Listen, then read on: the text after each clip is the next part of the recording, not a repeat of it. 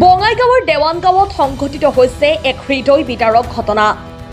বৈতামাৰীৰ দেৱানগাঁও কাণ্ড কোন জড়িত থাকিব পাৰে এই নিকৃষ্ট কাণ্ডত?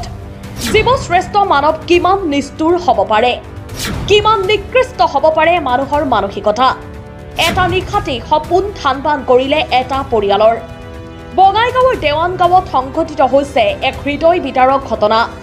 স্থানীয় যোগেশ ৰাভাই দুই মুখবধিৰ পুত্ৰক ভৱিষ্যতৰ বাবে এবিঘা মাটিত খেতি কৰিছিল তামোলৰ। প্ৰায় 6 বছৰ পূৰ্বে ৰোপণ কৰা তামোলৰ গছসমূহ নিশা কোনো দুষ্কৃতিকাৰীয়ে কাটি তহিলং কৰে। এনে অৱস্থাত যোগেশে দুই মুখবধিৰ পুত্ৰক লৈ দেখা সপোন থান-বান হৈ পৰে। ম্ৰিয়মান হৈ পৰিছে স্থানীয় ৰাইজো। এই গাছবিলাক কাই কাটিছে, সেইগিলা মানে এখানি ওলাব লাগে আৰু চৰকাৰে কিবা একটা কৰিব লাগে। এই মানুহজনৰ কাহাই নাই, দুটা ল'ৰা আছে, ল'ৰা দুটাও কথা ক'ব নাপাৰে, কিন্তু মাহা একেলাই ভুইছে থাকে তো, মানে পঢ়া থৰা দিব নাপাৰে। বাগানখন মানে অলপমান ফাকত হয়, মানে কাই কাটি দিছে ৰাতিৰ ভিতৰতে পৰহি, সেইটো ক'ব নাপাৰোঁ মানে। তাৰমানে এই গছ গছনি ৰোৱাৰ কাৰণে আপোনালোকৰ ভয় লাগি আছে নেকি আজিকালি? ভয় লাগছে আৰু এইবিলাক কাষতে আৰু তামোল গছৰ মানে বাগান হৈ আছে। ভৱিষ্যতত সিহঁতও কাটিব পাৰে, কোনোবাই লগত শত্ৰু হ'লে। এই তামোলখিনি ফলি আছিল নেকি? তামোলবিলাক এইবাৰ ফুলিল শিকা মানে ছিটাইছিল আৰু ফল আহিছিল, কিছুমান ফল আহিছিল, কিছুমান আহে। মানে গোটেই গাছে কাটি দিছে না? চববিলাকে কাটি দিছে, কিছুমান ভাঙি পৰিছে, কিছুমান মানে ভাঙি পৰা নাই। মানে পৰাৰ চান্স আছে?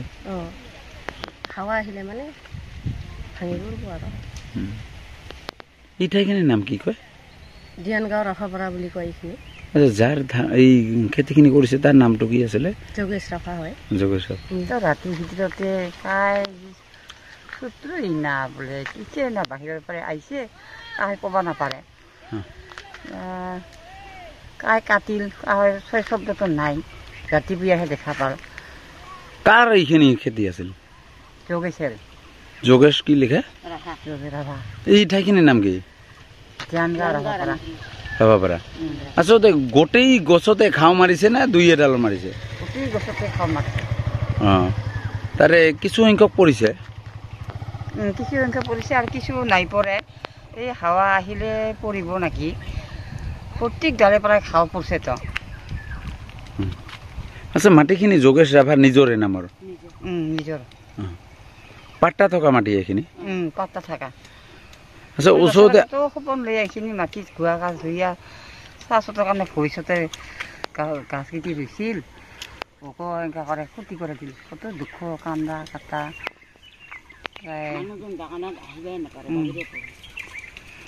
তেখেতৰ ঘৰত কোন কোন আছে? দুটা ল'ৰা আছে আৰু বাপ্তা আৰু পৰিবাৰ মৰছে। যেনে তেনে চলাই আছিল ঘৰখন? এইবিলাক বেটা বেটিৰ কাৰণে ভৱিষ্যত ৰুইয়া থৈছে, এইবিলাক বেচা কিনা কৰে চলিব। কিন্তু ক'তো আৰু এৰা কাই এত শত্ৰু হৈ এনেকা কৰিল, এইটো আৰু কাই ক'ব পাৰিব? দেখিলে কাক কি ক'ব? ওচৰতে আৰু এখন বাগান হৈ আছে, তেওঁলোকৰ প্ৰতি শংকা আহিব পাৰে নেকি? আহিবও পাৰে, নাহিবও পাৰে, কিন্তু কম ভৱিষ্যতৰ কথা। কি কয় আপুনি? কি কয়? কিবা কাবাই না আখেজ থকা মানুহ আছিল না কিছে। তাৰমানে গা গছ ৰোৱা ভয় লাগিছে নেকি এতিয়া আজিকালি?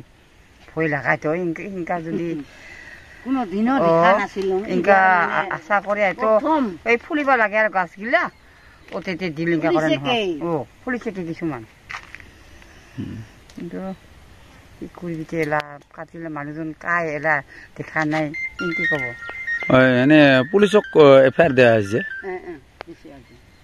বঙাইগাঁৱৰ পৰা মানিক কুমাৰ দত্তৰ ৰিপৰ্ট, সুহানা লাইভ।